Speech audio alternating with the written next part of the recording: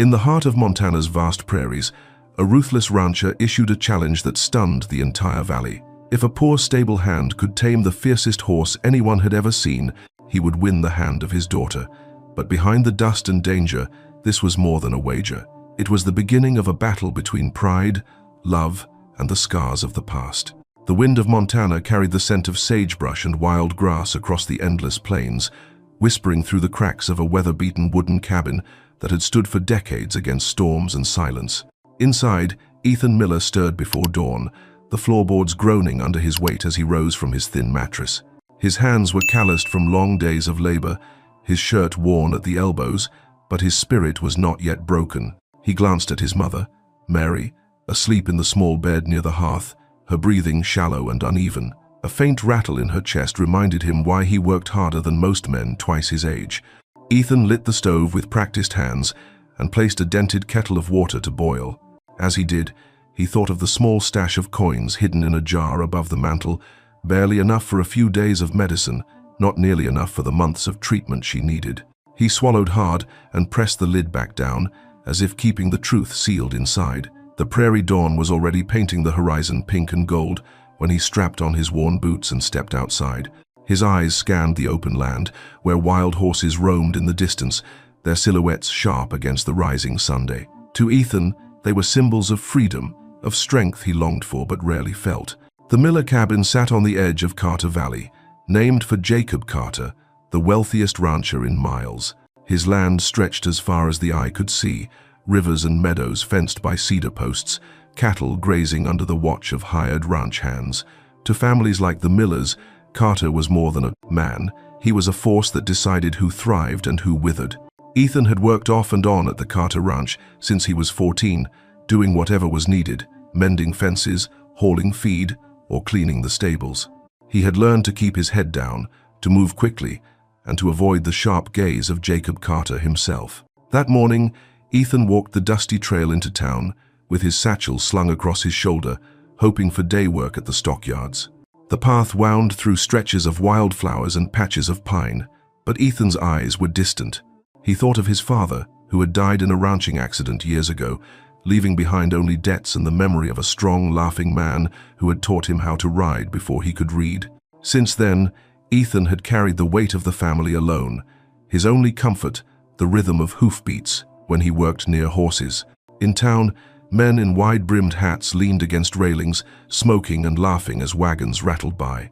The smell of leather, manure, and brewing coffee filled the air. Ethan kept to himself, asking quietly if anyone needed a hand. Some ranchers waved him off, but at the feed store, a foreman pointed him toward a pen where 2 restless steers needed loading. Ethan nodded and set to work. He moved with patience, whistling low to calm the animals, guiding them with gentle but firm gestures. It wasn't long before the job was done, sweat dampening his collar, coins clinking lightly in his palm. "Not bad, kid," one of the older ranch hands muttered, giving him a curt nod. Praise was rare in this place, and Ethan tucked the words away like treasure. On his way back through town, Ethan stopped at the small chapel where his mother sometimes prayed when she was strong enough to travel. He sat on the steps, staring at the wooden cross, wondering if anyone up there still listened to boys like him. His thoughts were interrupted by the sound of laughter, a girl's laughter, clear and light, carried across the street. He turned his head and saw her, Abigail Carter. She wore a simple dress of pale blue, her dark hair braided neatly, though a few strands had escaped and danced in the wind. She was with a chaperone, an older woman dressed in black, who frowned as Abigail tugged against her guiding arm. Abigail's eyes were bright, scanning the market stalls with a curiosity that seemed endless. Ethan froze, his breath caught in his throat. He had seen her from afar once before at a church service, but never this close. She seemed like she belonged to another world, a world of polished boots and polished manners, not dust and patched clothing. As fate would have it, their eyes met. Just for a heartbeat, long enough for Ethan to feel a rush of heat in his chest, Abigail's smile faltered into something softer, curious, before the older woman pulled her away with a firm hand. That night, back at the cabin, Ethan didn't tell his mother about the girl. Instead, he mended a broken strap on an old saddle, his mind drifting back to that brief moment on the street. He tried to shake it away. What business did he have thinking about the rancher's daughter? He had enough burdens without adding dreams he could never touch. But as the prairie wind howled against the thin walls, Ethan knew something had shifted inside him. The horizon seemed wider, the air heavier with unspoken promises. He couldn't name it yet, but the story had begun, the kind of story that never let go once it took root. The next morning, the prairie stretched wide under a sky painted with streaks of silver and rose. Ethan rose before his mother stirred, careful not to wake her, and packed a small bundle of bread wrapped in cloth. His boots carried him down the familiar dirt trail toward Carter Ranch, where the promise of a day's wage often outweighed the weight of his weariness. His steps were heavy, but his mind restless, echoing with the memory of a girl's laughter from the day before. Abigail Carter's face lingered in his thoughts like a forbidden flame. He shook his head as if to clear it. She was not for him, never for him. Still, the image would not leave. At the ranch, the morning began with chaos. A bull had broken loose from the corral, sending ranch hands scattering in all directions, their shouts rising above the rumble of hooves. Dust filled the air as men waved ropes, trying in vain to corner the animal. Ethan arrived just in time to see the creature charging across the yard, its horns glinting under the early light. "Grab it, Miller," someone shouted, thrusting a coiled rope toward him. But before Ethan could react, his eyes caught something that froze his blood, a flash of blue fabric. Abigail. She had stepped down from her father's carriage, curiosity carrying her closer to the pens where she should never have been. The bull spotted her first, its massive head lowering, muscles bunching as it prepared to charge. The older chaperone screamed, but her cries were drowned out by the roar of hooves striking dirt. Abigail stood frozen, her hands clutching her skirt, unable to move. Ethan did not think. He ran. The ground thundered beneath him as he sprinted toward her, rope dangling uselessly from his hand. He dropped it, pushing harder, lungs burning, heart pounding louder than the bull's charge. In the split second before disaster struck, Ethan dove, colliding with Abigail and dragging her out of the animal's path. They tumbled across the dirt, the bull swerving with a furious bellow, narrowly missing them by inches. Abigail gasped, clinging to his arm as the dust settled around them, her wide eyes locked onto his, fear fading into stunned wonder. "You," she whispered, her voice trembling. Ethan struggled to catch his breath, but he managed to steady her, his hand brushing dirt from her sleeve. "You're safe," he said simply, his voice low, firm, carrying a calm he did not feel. Behind them, the ranch hands finally corralled the bull, their lassos snapping tight around its neck. Shouts of victory and laughter followed, but they sounded distant to Ethan. All he could hear was the quick, uneven rhythm of Abigail's breathing beside him. "Miss Carter!" The older woman's voice rang out, shrill with panic. She rushed over, pulling Abigail to her feet, glaring daggers at Ethan as if he had caused the chaos himself. "What were you thinking? Get away from him!" But Abigail resisted, her hand lingering in Ethan's for a heartbeat longer than it should have. "He saved my life," she said, her tone defiant, though her cheeks flushed pink. The words hung in the air, sharp enough to draw the attention of the men nearby. Some smirked, nudging each other, whispering about the poor ranch hand daring to touch the Carter girl. Others watched silently, sensing a storm brewing. Ethan quickly released her hand, stepping back. His chest tightened, not from the sprint but from the weight of those watching eyes.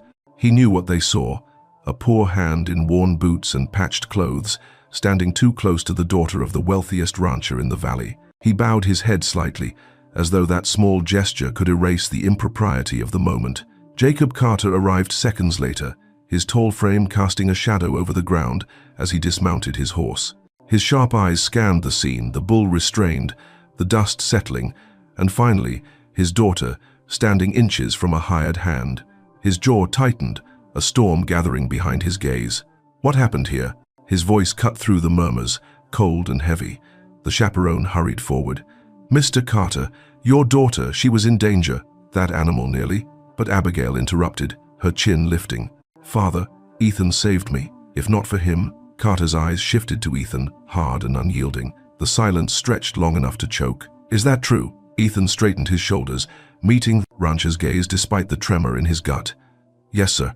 She was in the bull's path. I only did what anyone would have done." A humorless smile curved Jacob Carter's lips. "Anyone? Not anyone." He looked Ethan over with deliberate disdain, from his scuffed boots to the dirt smeared across his face. "But you did, didn't you?" "Yes, sir." Carter's tone carried no gratitude, only suspicion, as if Ethan's courage were a crime. He turned to his daughter, his voice sharp. "Get back to the carriage, Abigail, now." Her lips parted as if to protest, but his glare silenced her.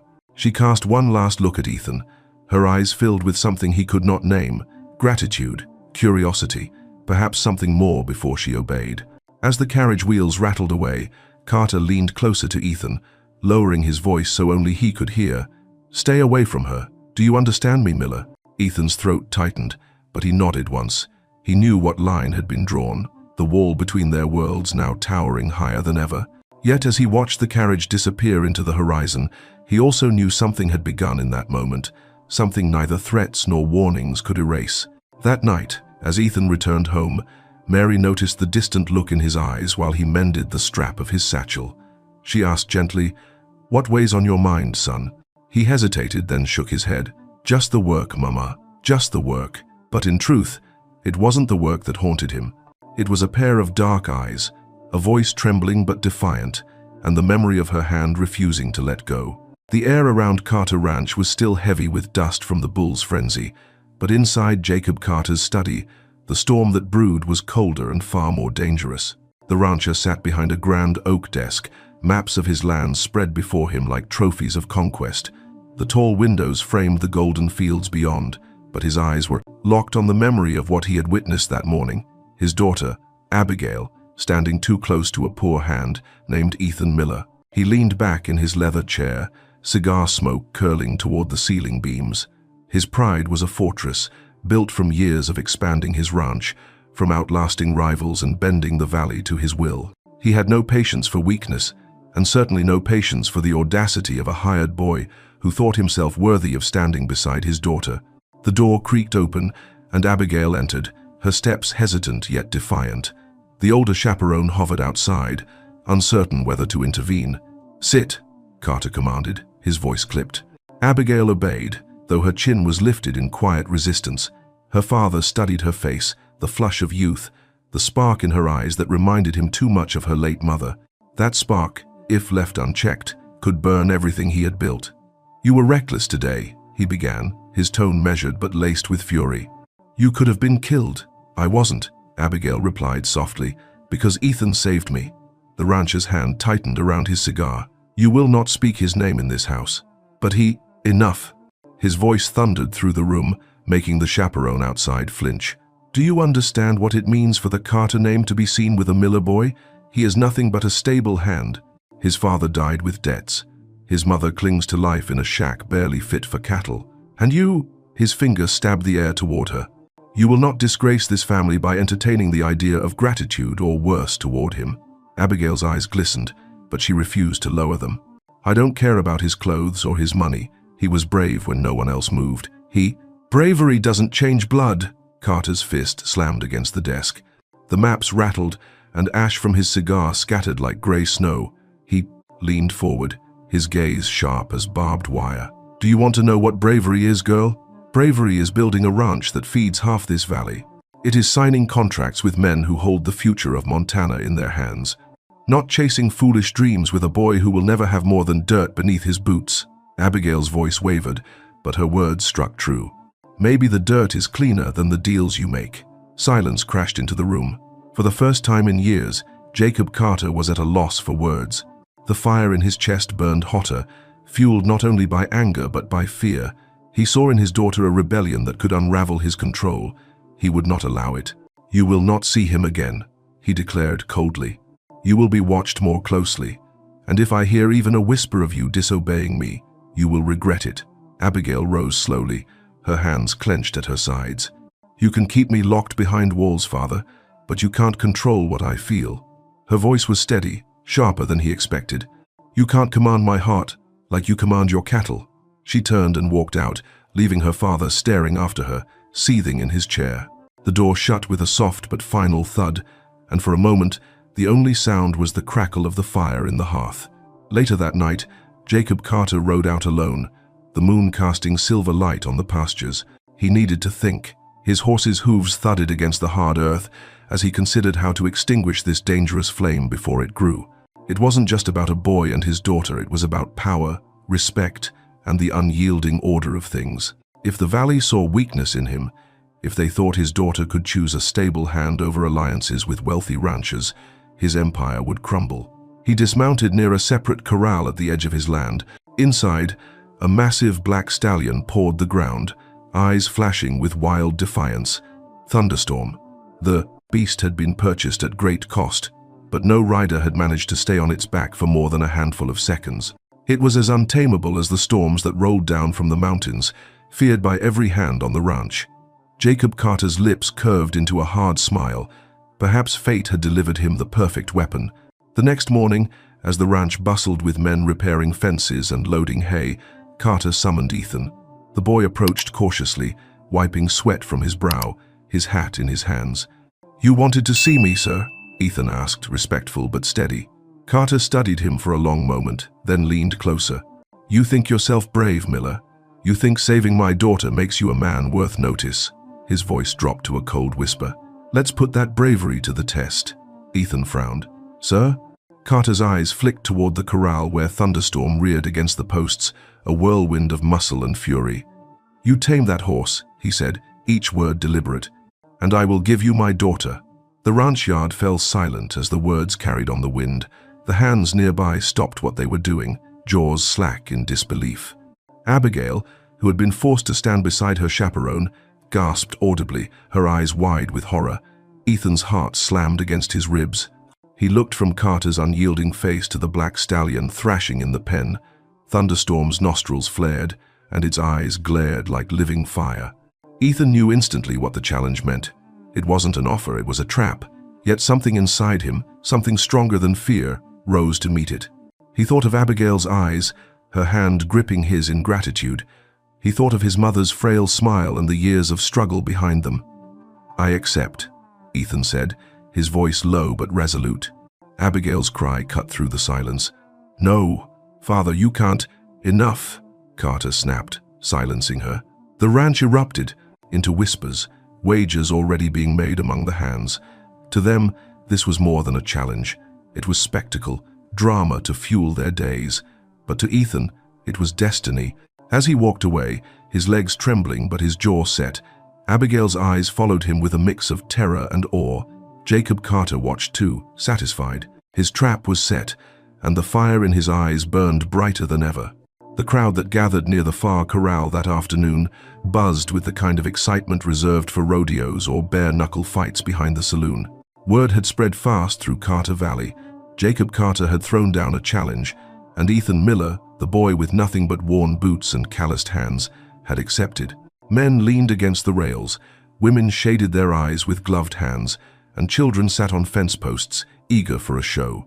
Inside the corral, the black stallion known as Thunderstorm pawed the dirt, his muscles rippling like a storm cloud about to break. He was taller than most horses Ethan had ever seen, his coat glistening like polished obsidian under the Sunday. His ears pinned flat, nostrils flaring with every furious snort, and his dark eyes burned with a mixture of rage and fear that set even seasoned ranch hands on edge. "Careful, kid," one of the older cowboys muttered as Ethan approached. "That devil's put better men than you in the dirt." Ethan nodded but didn't answer. His throat was dry, but his resolve was firm. He had faced hardship every day of his life, poverty, hunger, the weight of responsibility for his ailing mother. This horse, wild and dangerous as it was, felt like a mirror of his own struggle. Jacob Carter stood nearby, arms folded, a smirk tugging at the corner of his lips. "Show us your courage, Miller," he called out, loud enough for the crowd to hear. "Or perhaps show us your foolishness." The gate creaked open, and Ethan stepped into the corral. A hush fell across the onlookers. Thunderstorm froze for an intonation, instant, head high, then lunged forward with terrifying speed. Ethan barely had time to dive aside before the stallion's chest slammed into the space where he had stood. Dust exploded into the air as the animal spun, hooves striking the ground like thunder. The crowd gasped, a few men cheering at the spectacle. Abigail, forced to watch from behind her chaperone, gripped the fence rail until her knuckles turned white. "Stop this," she whispered, but her voice was drowned by the noise. Ethan scrambled to his feet, pain shooting through his shoulder where he'd hit the ground. He raised his hands slowly, palms open, his voice calm though his heart raced. "Easy, boy. I'm not here to hurt you." Thunderstorm snorted, ears flicking, circling him with deliberate menace. Every line of the horse's body screamed defiance.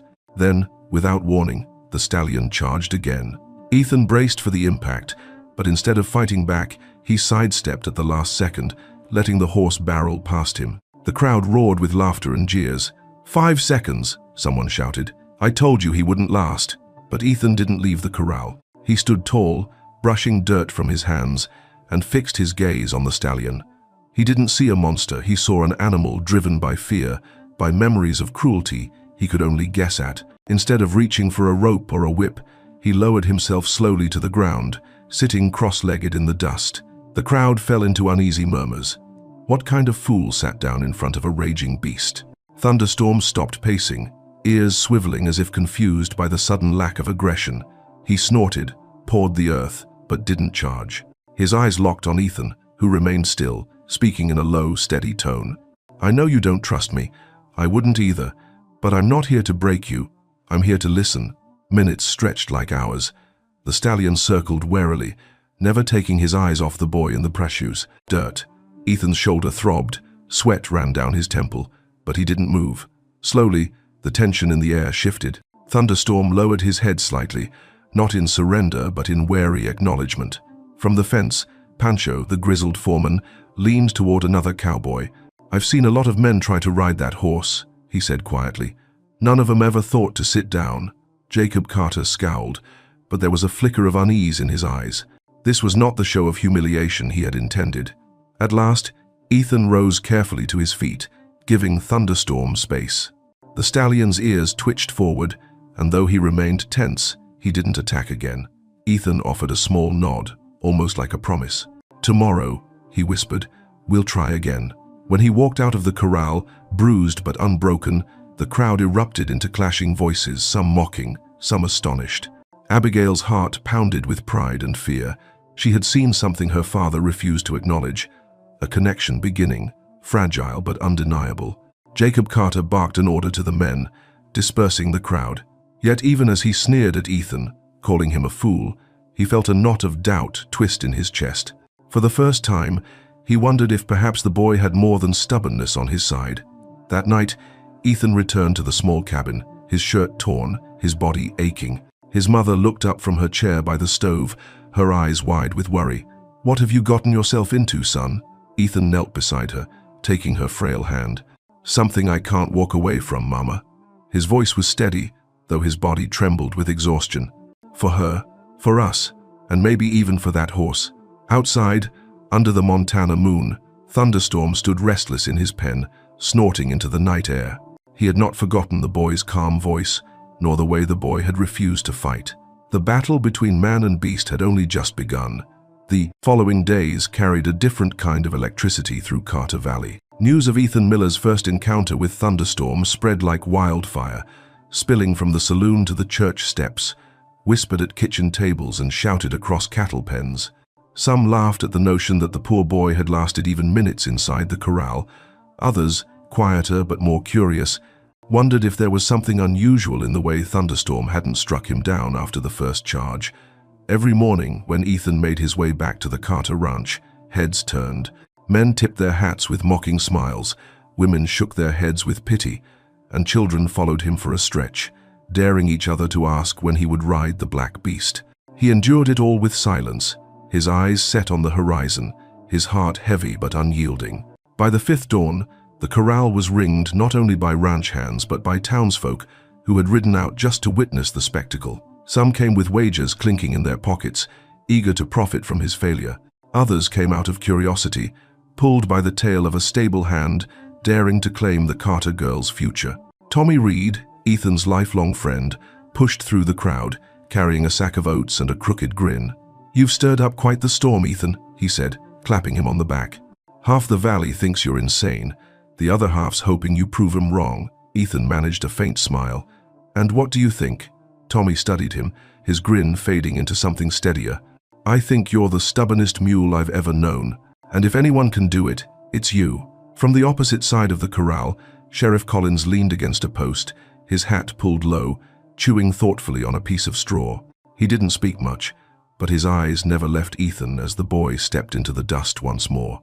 The sheriff had seen enough men fight horses with whips and spurs to know cruelty never worked. Something about Ethan's quiet patience tugged at him, though he'd never admit it aloud. Abigail, of course, was there too. Her father allowed her no freedom, but she always found a way to slip near the corral, her chaperone close at her heels. Her heart leapt every time Thunderstorm reared or lunged, but her eyes never wavered from Ethan. She saw the bruises on his arms, the torn sleeve from yesterday's fall, and she prayed silently, clutching the rail so tightly her knuckles ached. The stallion's fury did not ease easily. He bared his teeth, lashed out with his hooves, and tested Ethan's courage at every turn. But Ethan refused to fight back. Day after day he stayed low, his voice steady, his movements measured. Some mocked his methods, calling him the preacher boy or the horse whisperer. Yet slowly, so slowly that most failed to notice, Thunderstorm's circles grew less frantic, his pauses longer when Ethan spoke. It wasn't just the horse that was watching, so were the people. Pancho, the grizzled foreman, squinted through the dust. "He ain't like the others," he muttered to a hand beside him. "He ain't trying to break the horse, he's trying to reach it," the hand snorted. "Reaching ain't riding." Pancho didn't reply, but a spark of curiosity glimmered in his weathered eyes. The ranch yard had become a theater, and Ethan, its reluctant actor. He could feel the weight of every gaze, every whispered bet, every expectation pressing down on him. At night, when he returned home, his mother would scold his injuries and plead with him to quit. Yet when she looked into his eyes, she saw the fire there, the same fire she had seen in her husband years ago, and she knew words could not stop him. One evening, after the crowd had dispersed and the last rays of sun painted the valley in copper light, Abigail found a chance to approach. She slipped from her chaperone's side under the pretense of fetching water and hurried to the fence where Ethan rested, his back against the rail, his shirt damp with sweat. "You shouldn't be here," he whispered, glancing toward the house where Jacob Carter's shadow loomed large even in absence. "I had to see you," she replied, her voice trembling. "Every time you step into that corral, I'm terrified." Ethan looked down at his bruised hands, dirt ground into every crease. "So am I, but I can't stop now." Her eyes softened, and for a moment the world around them faded, the dust, the weight of her father's empire, the gossip of the valley. She reached through the slats of the fence and brushed her fingers against his. "Then don't fight for him. Fight for yourself, for us." Before Ethan could answer, a sharp voice cut through the quiet. "Miss Carter." The chaperone stood rigid, fury etched across her face. Abigail snatched back her hand, her cheeks flushed, and hurried away without another word. Ethan watched her go, his chest tight with both longing and dread. He knew the danger they both courted, but her words lingered like embers refusing to die. The next morning, as he returned to the ranch, he noticed more people waiting than ever before. Wagers doubled, laughter louder, the anticipation of either triumph or disaster feeding the crowd. He swallowed hard, feeling the press of expectation heavier than the Montana sky. Yet when his eyes found Thunderstorm, standing restless in the corral with dust swirling around his black coat, Ethan felt something shift inside him. The stallion was no longer just a beast to tame. He was a living mirror of Ethan's own fight, a creature scarred, mistrustful, but not beyond redemption. The onlookers thought they came for entertainment. Ethan knew he came for something far greater. The valley had always whispered, but now it roared with gossip. From the saloon in town to the pews of the small chapel, Ethan Miller's name was on every tongue. Some spoke it with mockery, others with grudging admiration, and a few with quiet hope. But inside Carter Ranch, where the air was heavy with pride and control, Ethan's persistence was a thorn Jacob Carter could not ignore. Jacob stood on the porch one evening, his gaze fixed on the horizon where the last glow of sun bled into the mountains. He had thought the challenge would humble the boy, would rid him of foolish dreams. Instead, Ethan had returned day after day, drawing crowds larger than any rodeo Carter had ever hosted. The more people watched, the more dangerous the game became. If the boy succeeded, it would not only disgrace Jacob, it would weaken his grip on the valley. He turned to Bill Hansen, his foreman and most loyal hand. Bill was a thick-shouldered man with a crooked smile and eyes that gleamed with opportunism. He had carried out Carter's dirty work before quietly, efficiently, without question. "Thunderstorm cannot be tamed," Jacob said flatly, his voice low enough not to carry beyond the porch. "And if the boy keeps trying, the crowd might start believing otherwise. I will not have my daughter's future or my name dictated by a stable hand's stubbornness. Bill tilted his hat back, spitting into the dirt. What are you asking, sir? I'm asking, Jacob said, leaning close, that you make sure Miller never succeeds. Subtle, Hanson. If he fails, it must look like his own weakness. No one must trace it back to us. Bill's smile widened. Consider it done. That night, under the cover of darkness, Bill crept toward the corral. The moon was thin, a sliver in the black sky, but enough to glint off the iron nails he carried in his hand. He scattered them across the packed dirt where Ethan often sat, sharp points hidden beneath a thin layer of dust. Any misstep, any stumble, and both horse and man would bleed. He chuckled softly, certain that no one would ever suspect. But he wasn't alone. From a shadowed corner Abigail watched, her breath caught in her chest. She had slipped from her room through the kitchen door, desperate to breathe air beyond the suffocating watch of her chaperone. What she saw instead made her blood run cold. Bill Hanson crouched inside the corral, planting danger with every flick of his wrist. Abigail's fists clenched, her nails digging into her palms. She wanted to scream, to rush at him, but instinct told her silence was her only weapon. She waited until he was gone, his heavy boots fading into the night. Then, with trembling hands, she slipped through the fence and dropped to her knees in the dust. One by one, she pulled the nails from the ground, wincing as the sharp edges sliced her fingers. Blood smeared across her skin, but she didn't stop until every glint of metal was gone. When she was finished, she leaned against the fence, her breath ragged, tears streaking her cheeks. "Ethan," she whispered into the dark, her voice breaking, "they'll do anything to stop you." At dawn, Ethan arrived, as he always did, carrying a small pouch of carrots and sugar cubes. He paused when he saw Abigail waiting near the corral, her hands hidden beneath a handkerchief spotted with red. "What happened?" he asked, alarm rising in his voice. She shook her head quickly. "Nothing. Just be careful, please." Her eyes held his for a moment, desperate, then darted toward the house. "I can't stay." Before he could press her further, she was gone, swept back into the shadows of her father's domain. That morning, as Ethan stepped into the corral, he noticed small patches of disturbed dirt, as if the ground had been tampered with. He crouched, sifting through the soil until he found the faint trace of a nail tip glinting in the light. His jaw tightened. Someone wanted him hurt, or worse. He lifted his eyes to Thunderstorm, who pawed the earth uneasily, nostrils flaring as if he too sensed the lingering danger. Ethan stood slowly, brushing the dirt from his breaded hands. "They won't break us," he murmured to the stallion. "Not you, not me." From the fence, the onlookers shouted wagers and insults, oblivious to the shadows at play. Sheriff Collins watched with narrowed eyes, his suspicion growing as he caught the faint glimmer of blood on Abigail's handkerchief when she passed. He said nothing, but his jaw tightened. Inside the corral, Ethan began again, low voice, steady presence, patience against the storm. He knew now that he wasn't fighting only the fear inside the horse. He was fighting the deceit that lurked in the shadows, the cruelty of men who feared change more than failure. And as the crowd roared around him, Ethan made a silent vow. He would not let them win. Not Jacob Carter, not Bill Hanson, not anyone who believed fear was stronger than trust. The prairie mornings had a way of settling into Ethan's bones, cold, sharp, and honest. On the 7th day of his trial, he rose before dawn, listening to the wind hum against the thin walls of the cabin.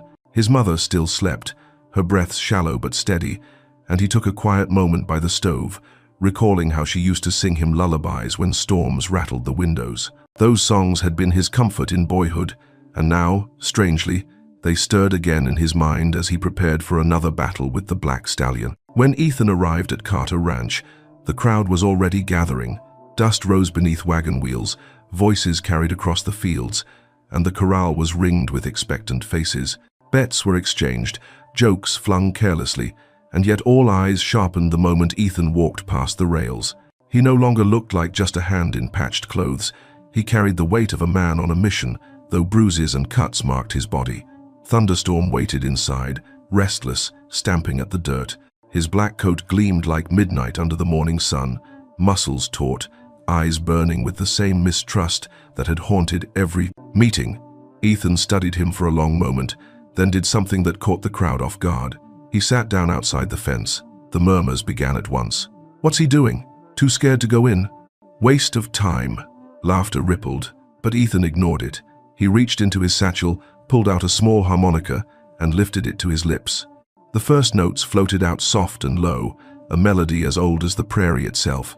The tune had no words, but its rhythm carried the rise and fall of long nights and early mornings, of sorrow and hope braided together. It was the same melody his mother had hummed when the roof leaked rain, when cupboards were bare, when his father never came home. At first, Thunderstorm's ears twitched in irritation. He pawed the ground, snorted, and swung his head with agitation. But as the melody wound through the morning air, something shifted. The stallion slowed, his ears pricking forward. His steps lost some of their violence, replaced by curiosity. The crowd quieted too, uneasy. They had expected shouts, whips, and chaos, not music drifting across the rails. Even Pancho, leaning on his cane, straightened with surprise. "Well, I'll be," he muttered. Ethan lowered the harmonica and spoke softly. "You hear it, don't you? It's not a command, just a story, my story. Maybe it sounds a little like yours." The stallion blew through his nostrils, head tossing, but he didn't retreat. Instead, he edged closer to the fence, his massive frame shifting with hesitant steps. The murmurs rose again, disbelief passing from face to face. Then Ethan did something bolder. He stepped into the corral, still holding the harmonica. A gasp rippled through the crowd. Abigail's breath caught, her heart hammered against her ribs. Sheriff Collins adjusted his stance, hand brushing the butt of his revolver, as though instinctively preparing for chaos. But chaos didn't come. Ethan lifted the harmonica again, letting the melody guide his movements. Each note was a thread, weaving calm through the stallion's nerves. Thunderstorm's eyes never left him, watching with intensity but without the wild charge that had defined their first encounter. Step by step, the distance between them closed until Ethan could see the dust clinging to the stallion's lashes, the faint white scars along his flank. He lowered the harmonica and spoke barely above a whisper. "You've been hurt. I can see it. I've been hurt too, but we're still standing." The stallion blew air sharply through his nostrils, then stilled. For the first time, he didn't rear, didn't attack, he simply stood, tense but present. Ethan didn't push further. He knew trust wasn't taken in a single day. He simply bowed his head slightly, a gesture of respect. The crowd erupted into argument. Some called it a trick. Others insisted the horse had never stood so still before. Jacob Carter, watching from the porch, clenched his jaw. He had planned on Ethan's humiliation, but what he saw unsettled him deeply. This wasn't failure, it was progress, and progress threatened his grip more than defeat ever could. As the crowd dispersed, Abigail found a sliver of courage. She lingered near the fence as Ethan collected his satchel. "You're reaching him," she whispered, her eyes shining with quiet awe. "I can see it." Ethan shook his head, though a faint smile touched his lips. "Not yet, but maybe someday." Their eyes met, and for a heartbeat the weight of their world, the rancher's fury, the valley's gossip, the looming danger faded. It was only a girl and a boy, bound by something neither could deny. That night, alone in the cabin, Ethan cleaned the cuts on his hands while his mother dozed by the fire. He lifted the harmonica again, playing softly into the shadows. The notes filled the room, fragile but unbroken, just like him. And out in the dark corral, Thunderstorm stood silent, ears pricked to the distant tune, carried by the prairie wind. The prairie sun was merciless that morning, beating down on the Carter ranch with the same weight as the stares of the valley folk who gathered once again around the corral. By now, the spectacle had become a ritual. Men leaned on the rails with tin cups of coffee, women shielded their faces with parasols, and the children whispered excitedly, as though this trial of boy against beast were a chapter out of some grand tale. But Ethan's eyes were not on the crowd. They were on Thunderstorm. The stallion stood restless in the corral, dark coat gleaming with sweat, tail swishing with irritation. Yet his defiance had changed, less wild rage, more watchful caution. The music of yesterday still lingered in his memory. Ethan could see it in the way the horse's ears flicked when he raised the harmonica again, even before the first note played. This time, however, Ethan didn't lift the instrument to his lips. He simply stepped closer, his movements slow and deliberate. The crowd hushed, waiting for violence, for the horse to lash out. But Thunderstorm merely pawed the dirt, nostrils flaring. Ethan stopped a few feet away, close enough to see the jagged white marks tracing the stallion's flank. Scars. He had noticed them before, faint lines glinting in the sun, but now he saw them differently. They weren't the random scrapes of a wild animal, they were deliberate, cruel, carved by human hands. Ethan's jaw tightened as realization struck. This horse hadn't been born vicious, he had been made that way. Later, while the crowd dispersed and wagers were settled, Ethan sought out Pancho near the stables. The old foreman was mending a bridle, his weathered fingers moving with the patience of decades. "Pancho," Ethan said quietly, glancing over his shoulder to make sure no one else was listening. "You know more about Thunderstorm than you let on, don't you?" The old man didn't look up. "Maybe I do, maybe I don't. I've seen the scars," Ethan pressed. "Those aren't from the wild. Someone did that to him. I need to know the truth." Pancho sighed, finally raising his eyes. They were tired eyes, but steady. "Careful, boy. Truth's a dangerous thing on this ranch." "Please," Ethan urged.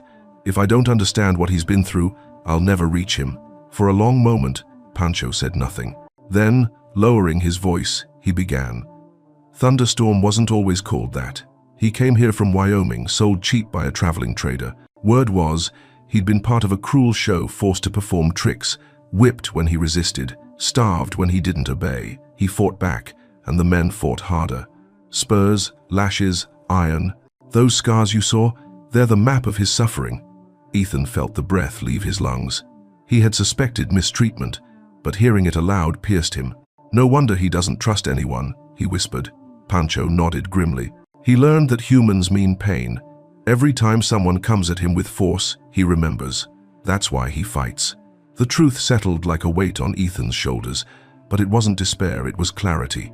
He finally understood that Thunderstorm wasn't a beast to be conquered. He was a wounded soul, desperate for someone to show him that not all hands struck with cruelty. That evening, after the others had gone, Ethan returned to the corral alone. The sky was painted in strokes of violet and gold, the prairie quiet except for the rustle of grass. Thunderstorm stood at the far end, watching warily as Ethan climbed onto the fence and perched there, harmonica in hand. He didn't play right away. Instead, he spoke, his voice carrying across the quiet. "I know they hurt you. I know you don't have a reason to trust me. But I've been hurt too. My father's gone. My mother's sick. Sometimes I think the world's done nothing but take." His voice cracked, but he steadied. But I'm still here, and so are you. Maybe that means something." Thunderstorm's ears twitched. He didn't move closer, but he didn't turn away either. Ethan lifted the harmonica and played, soft and low, weaving his confession into the melody. The stallion shifted, his muscles tense, then slowly, almost imperceptibly, he lowered his head. From the shadows near the barn, Abigail watched, her heart swelling with a mixture of sorrow and hope. She had never seen anyone speak to a horse like that, as though speaking to a brother instead of a beast. She pressed a hand to her lips, holding back tears. The song faded with the last of the daylight. Ethan set the harmonica aside and climbed down from the fence. He didn't try to touch Thunderstorm. He didn't need to. Tonight had not been about victory, it had been about truth. And for the first time, he felt the fragile thread of connection pulling tighter. When he returned home, his mother was awake, sitting by the fire with her quilt across her lap. "Long day?" she asked gently. Ethan knelt beside her, resting his head against her shoulder. "Long," he admitted, "but I think I understand him now." She stroked his hair with trembling fingers. "Sometimes, son, the scars we carry aren't just reminders of pain. They're proof that we survived." Ethan closed his eyes, her words sinking deep. Yes, Thunderstorm had survived, and so had he. Together, maybe they could find something more than survival. Outside, the night wind swept across the prairie, rattling the grass like the memory of old chains. But in the corral, Thunderstorm stood quietly, scars gleaming pale under the moon, as though waiting for the boy who saw them not as shame but as truth. The prairie was quiet after dusk, but the Carter household simmered with tension. Abigail had overheard fragments of her father's late-night meeting with a man she recognized as Richard Morgan, heir to one of the largest ranches in the Mentally, neighboring county. Their voices carried through the study's half-open door, muffled but clear enough to freeze her blood. "Your daughter will marry Richard by the end of summer," Jacob Carter said, his tone flat, final. "The boy Miller won't matter by then. The contract between our lands is already signed." Abigail stumbled back into the hall, her heart hammering against her ribs. Every step she had taken in defiance, every stolen glance with Ethan, every whispered word near the corral, suddenly seemed crushed beneath her father's calculated betrayal. Her stomach turned as she realized. All along, he had never intended to honor his promise. The next day, Ethan came to the corral with the same quiet determination that had carried him through the week. He greeted Thunderstorm softly, offering a cube of sugar through the rails. The stallion sniffed, hesitant but no longer furious. For a brief moment, Ethan felt hope steady in his chest. That was when Abigail appeared, her face pale, her steps hurried. She moved as though chased by the very walls of her home, her eyes darting nervously toward the ranch house before fixing on him. "Ethan," she whispered, gripping the rail, "you need to know the truth." His brow furrowed. "What is it?" "My father, he doesn't mean to keep his word. He's already promised me to Richard Morgan. The papers are signed." Her voice cracked. "This challenge was never about giving you a chance. It was a trap to humiliate you, to crush you." The sugar cube crumbled in Ethan's palm. For a moment, he couldn't breathe.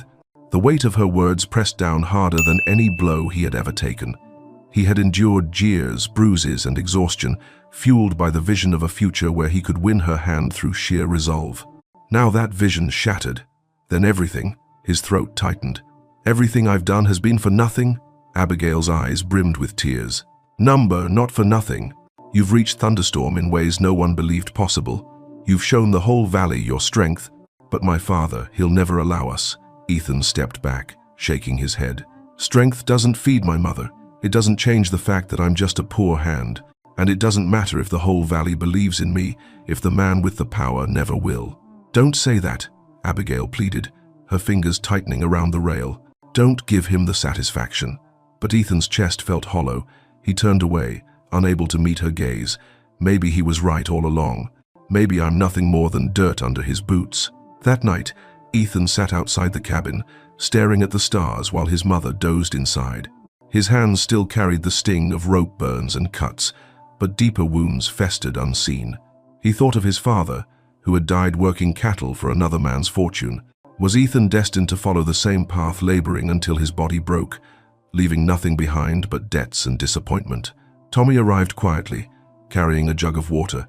"You look like hell, Ethan," he said, lowering himself onto the step. "What's eating at you?" Ethan didn't answer right away. At last he muttered, "It was never real. Carter never meant it. Abigail's already promised away." Tommy cursed under his breath. "That old snake. I knew he was playing at something." "It doesn't matter," Ethan said, his voice dull. "Even if I tame Thunderstorm, nothing changes. I'll always be the poor hand who thought he could reach too high." Tommy's jaw tightened. "That horse trusts you, Ethan, more than he's trusted anyone in his life. That's not nothing." But Ethan shook his head. "Trust doesn't build a future. Maybe it's time I stop chasing what I can't have." For 2 days, Ethan didn't return to the corral. Thunderstorm grew restless, pacing, snorting at the absence of the boy who had become part of his world. The crowds, deprived of their spectacle, grew bored and drifted away, muttering that the show was over. Jacob Carter smirked, certain the boy had finally broken. Abigail, however, could not rest. She tried to send notes, slipping them through Tommy, but Ethan ignored them. Her chest ached with helplessness, watching the corral stand empty, the stallion's frustration mirroring her own.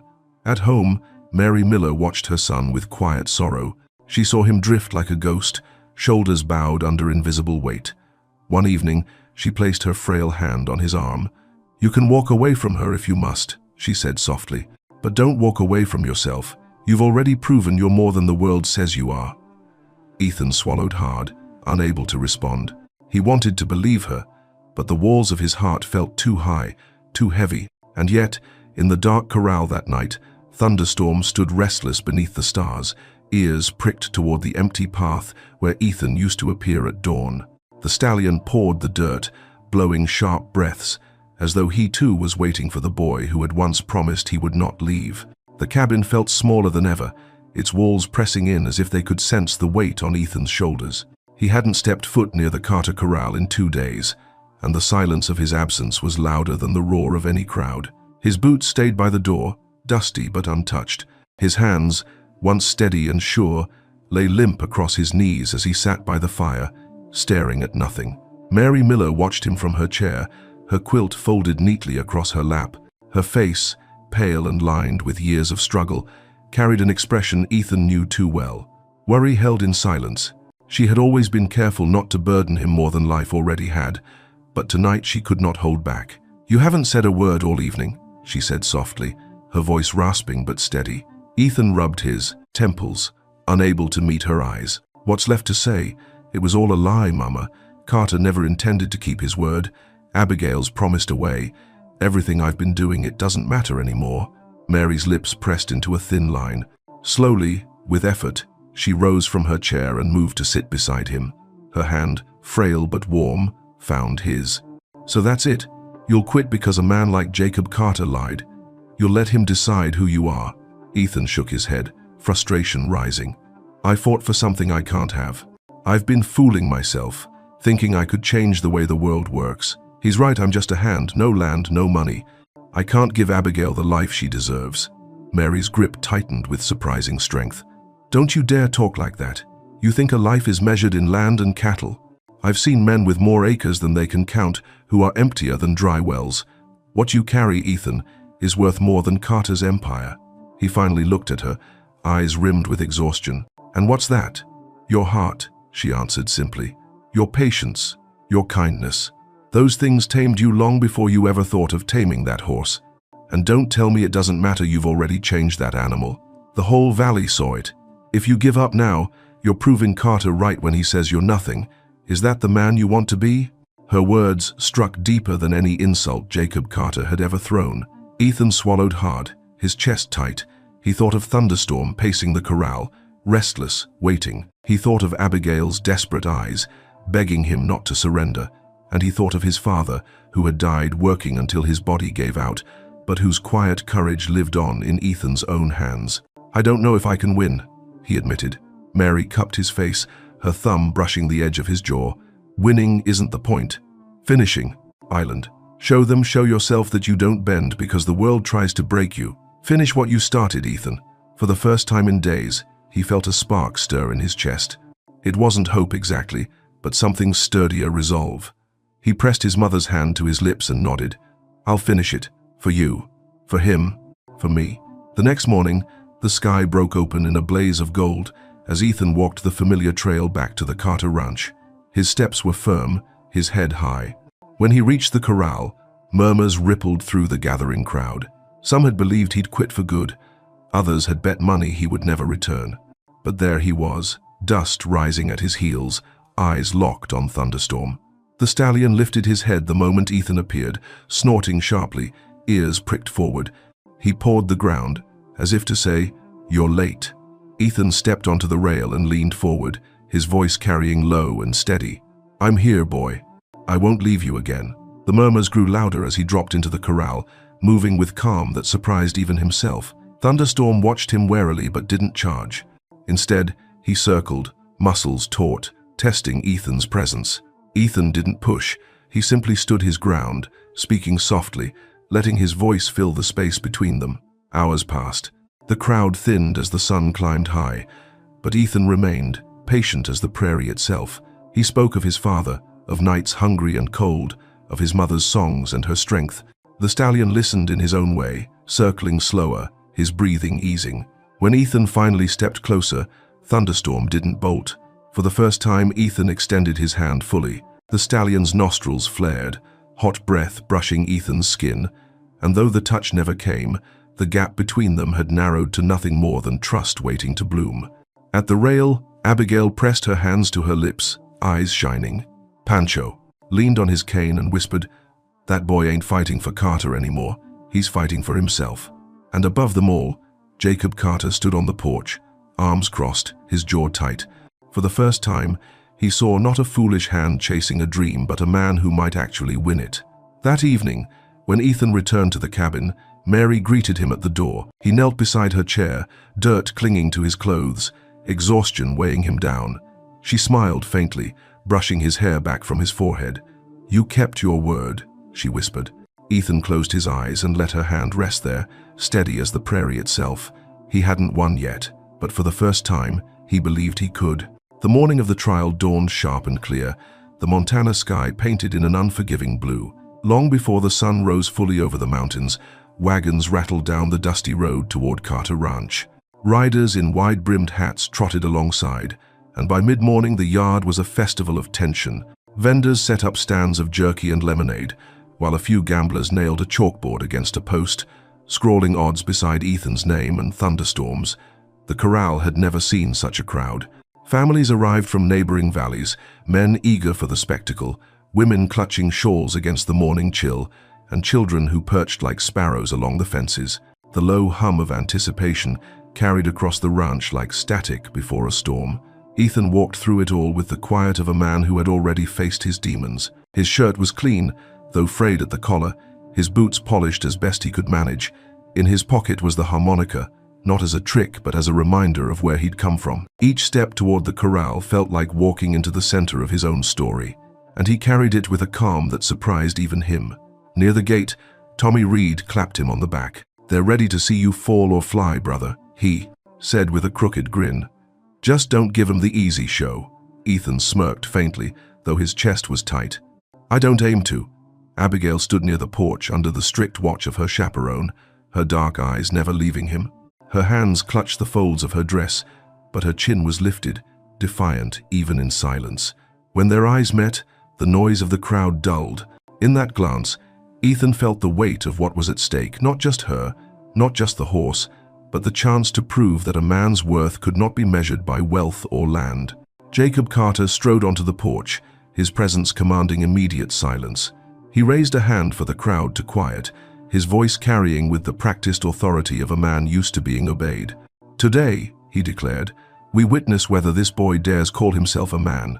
He claims he can tame the beast no one else has ridden. Let all present bear witness to his success or his failure." The gate groaned as it swung open, and Ethan stepped inside. The hush that fell was so deep he could hear the dust crunch under his boots. Thunderstorm stood in the center of the corral, massive and magnificent, his black coat gleaming, his breath rising in clouds. His eyes locked on Ethan, nostrils flaring with suspicion. Every muscle in his body quivered with potential violence.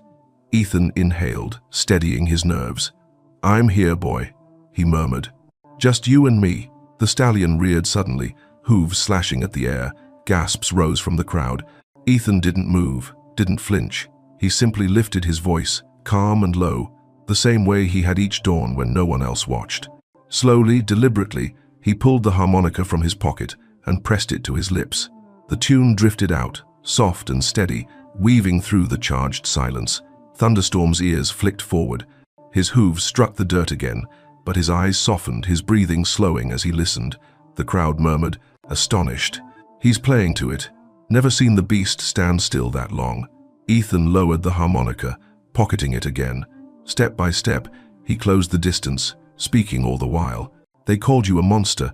They scarred you, broke you, tried to bend you with pain. But I see you. I know what it is to carry scars. I won't hurt you. Not now. Not ever." Thunderstorm pawed the ground, tossing his head, but he didn't charge. Instead, his body trembled with indecision, caught between memory and possibility. Ethan reached out a hand, palm open. The stallion snorted, breath hot against Ethan's skin, and for one suspended moment, the world held its breath. Then, against all expectation, Thunderstorm lowered his head. The crowd gasped, a ripple of awe sweeping across the ranch. Ethan let his hand brush the stallion's mane, light as a feather. The touch was brief but undeniable. He whispered, "It's you and me now." But Jacob Carter, standing rigid on the porch, felt fury coil in his chest. This was not the humiliation he had orchestrated. This was a boy turning the crowd against him with nothing more than patience and trust. His jaw tightened as whispers rose among the onlookers, voices marveling at Ethan's calm, his connection. "Ride him," someone shouted. "Prove it!" another voice cried. Ethan hesitated. He knew this moment wasn't about domination, it was about trust earned, not stolen. But he also knew the crowd demanded more. He glanced at Abigail, who gave the faintest nod, her eyes filled with faith. He moved carefully, pressing his hands against Thunderstorm's flank, easing his weight as he swung a leg over. The stallion tensed, muscles coiled like a spring. For an instant, Ethan thought he'd be thrown. Then, Thunderstorm stilled.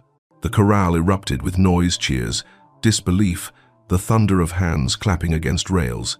Ethan sat astride the stallion, not as a conqueror but as a companion. He leaned low, whispering, "We're in this together." But Jacob Carter's face darkened.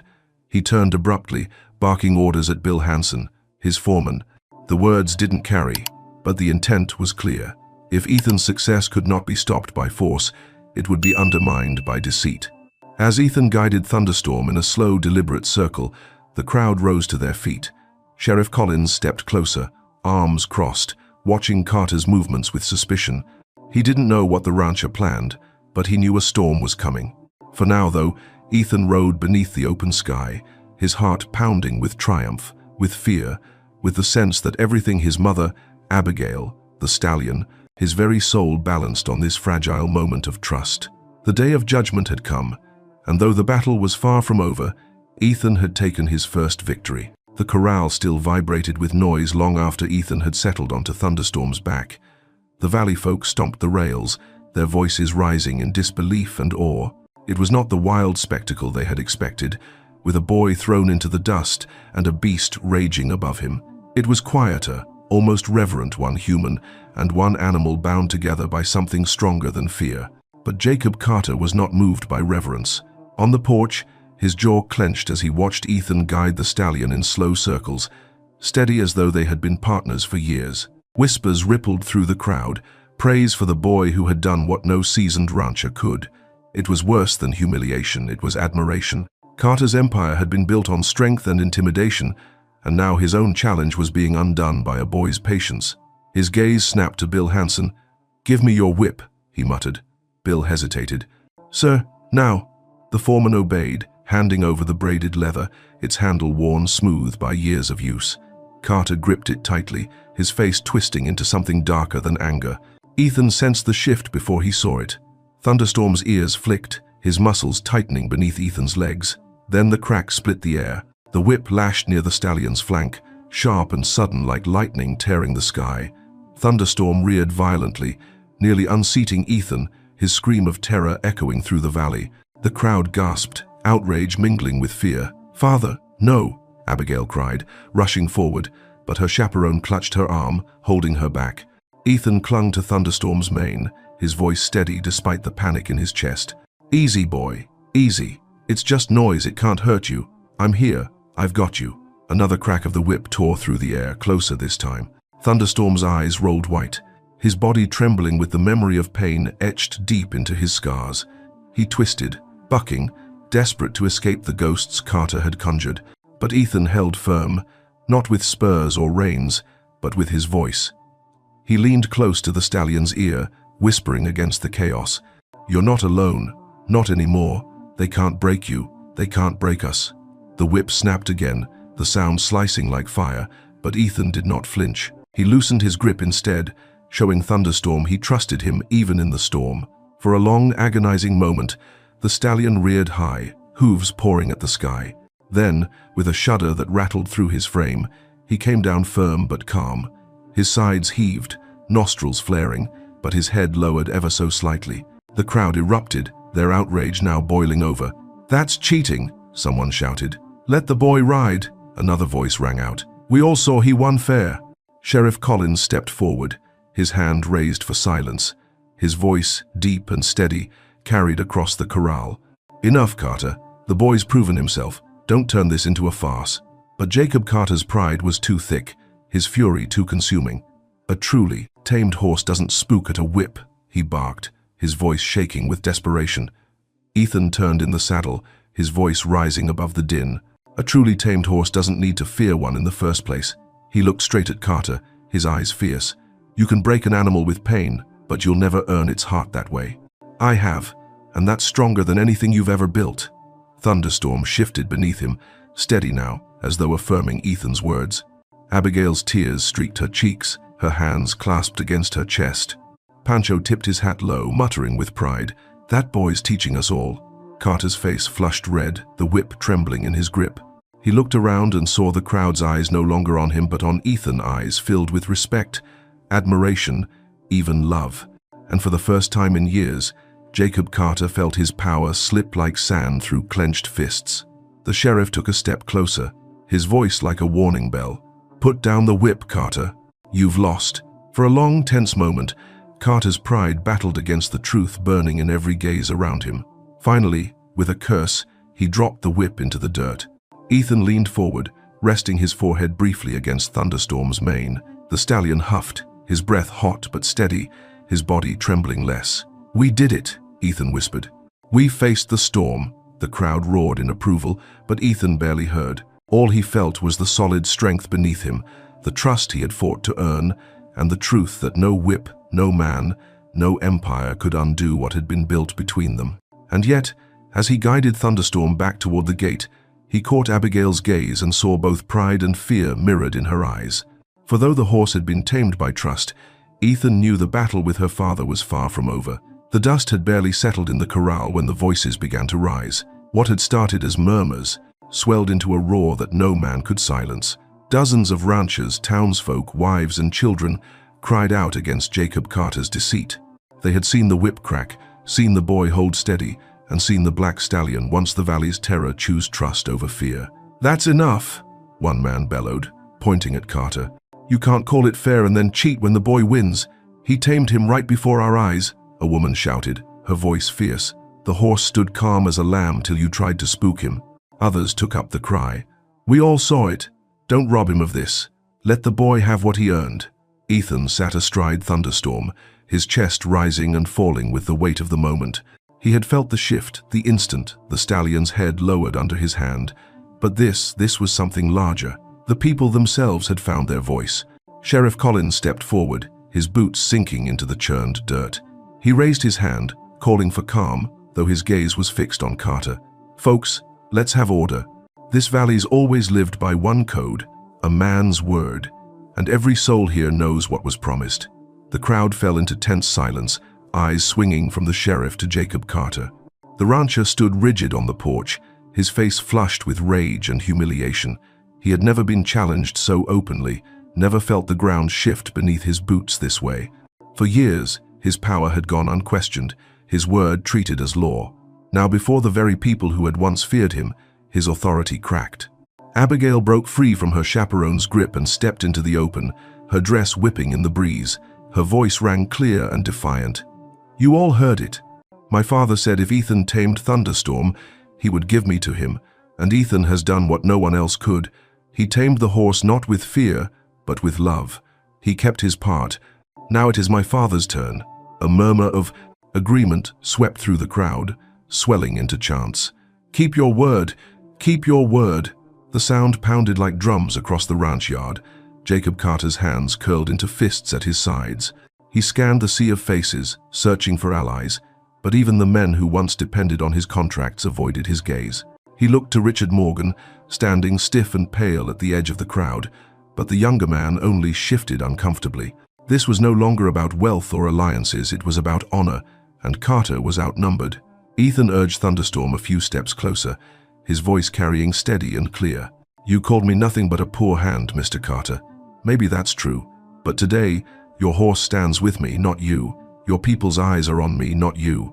If being poor means I fight with honesty instead of deceit, then I'll wear it with pride. But you must decide what kind of man you are." Gasps rippled through the crowd at his boldness, but no one rebuked him. Instead, more voices lifted in support. "The boy speaks true. He earned it. No more lies, Carter." Sheriff Collins stepped to the base of the porch, his jaw set. "You heard them, Jacob. You gave your word.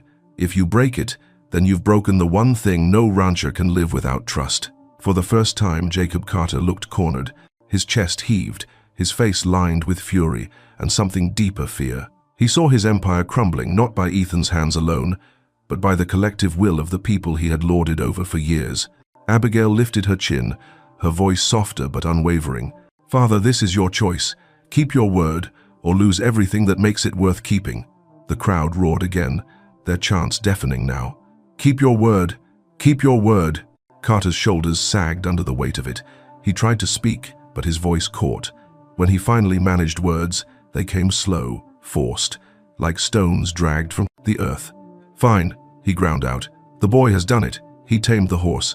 He swallowed hard, his eyes dark. "And he may have my daughter."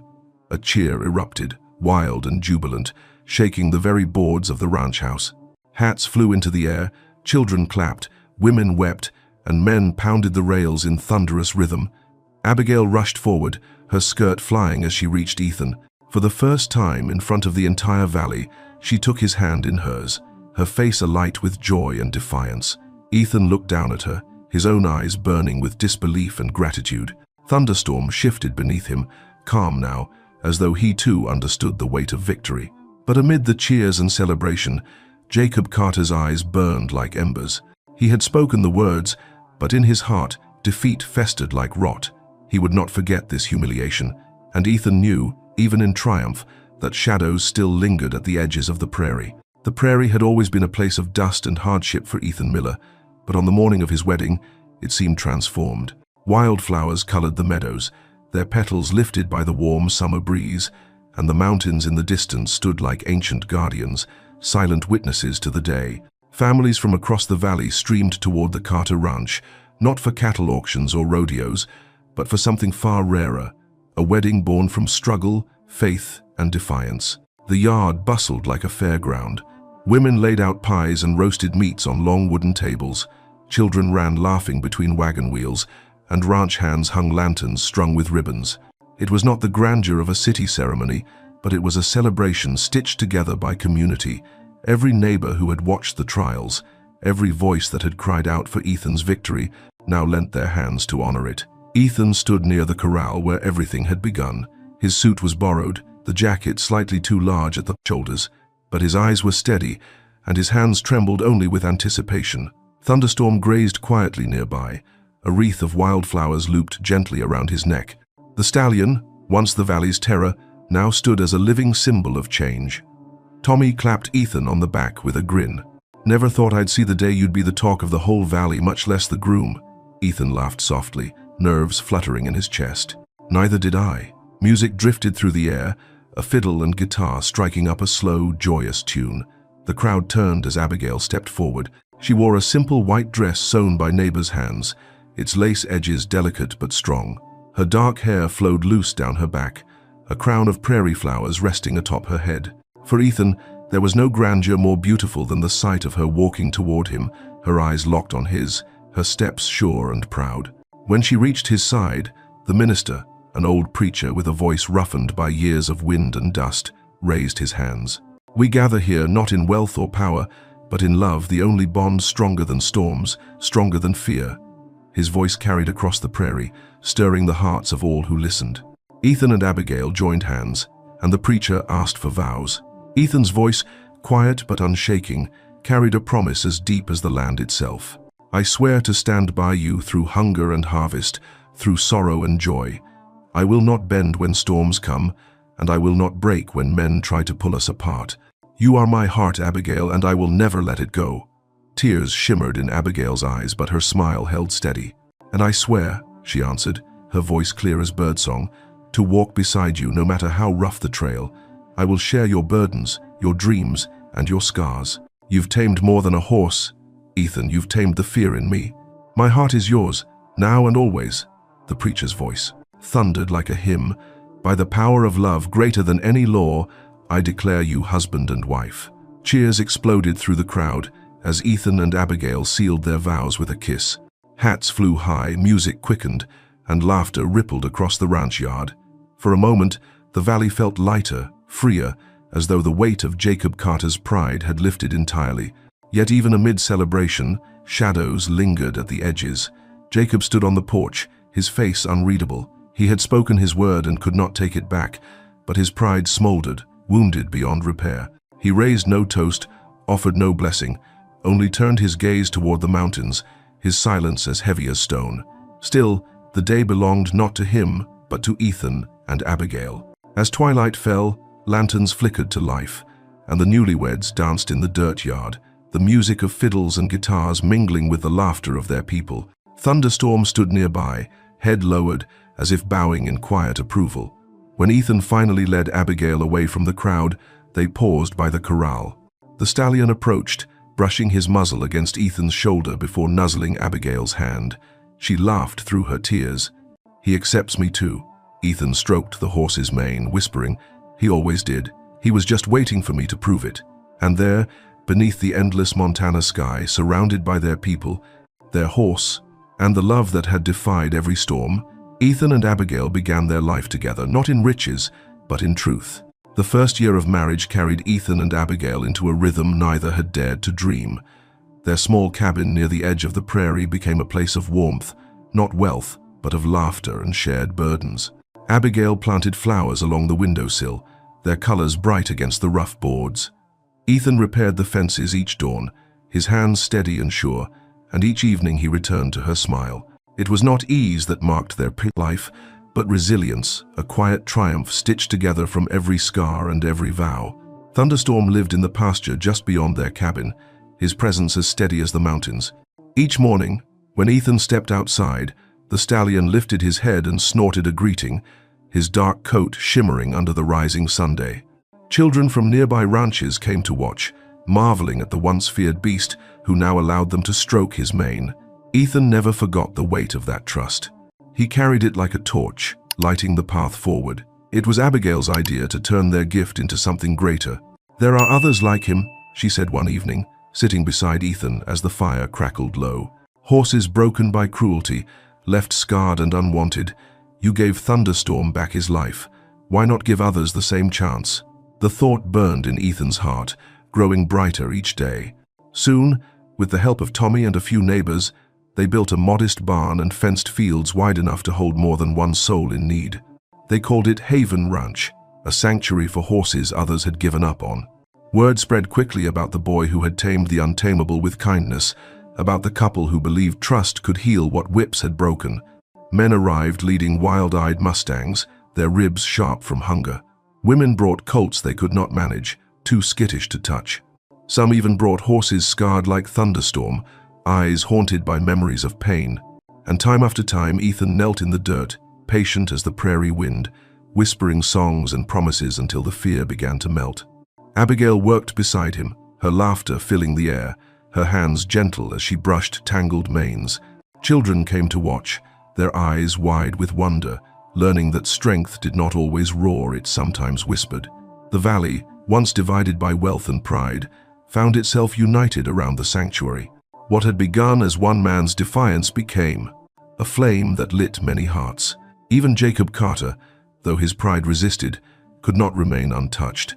He visited once, unannounced, riding out to the sanctuary at dusk. He watched from a distance as his daughter laughed beside Ethan, as Thunderstorm trotted calmly with a child perched on his back. The sight cut him in ways he had not expected. For years he had ruled by fear, believing respect could be bought with power, but here, before him, respect was earned by love. He left without speaking, but something in his eyes had shifted, like stone beginning to crack. One evening, as the sky blazed with orange and violet, Ethan stood at the fence of Haven Ranch, Thunderstorm beside him. He rested a hand on the stallion's neck, feeling the steady strength beneath. "We did it, didn't we?" he murmured. "Not just you and me, but all of us." Thunderstorm huffed, warm breath curling in the cool air, as if in agreement. Abigail joined him, slipping her hand into his. Together they watched the herd grazing in peace, their silhouettes dark against the fading light. The prairie wind swept around them, carrying with it the echoes of hardship, the memory of scars, and the promise of tomorrow. Ethan thought of his mother's words, "The scars we carry aren't just reminders of pain. They're proof we survived." He smiled faintly, feeling the truth of it settle deep in his bones. The boy who had once been mocked as nothing more than dirt under a rich man's boots now stood as a man who had given the valley something greater than spectacle. He had given it hope, and in the heart of Montana, where storms still rolled down from the mountains and winds howled across the endless fields, a flame burned steady. It was not a fire of rage or conquest, but of love, trust, and the quiet courage to keep going. It was a flame that did not die, and that was the story of how a poor young man, a wounded horse, and a forbidden love changed an entire valley forever. If this tale touched your heart, drop a simple comment, just type 0 or 1 below so we know you're here with us. Don't forget to subscribe for more powerful stories of humans and animals that will move you to tears and hope. The next story may be even more unforgettable. Will you be there to see it?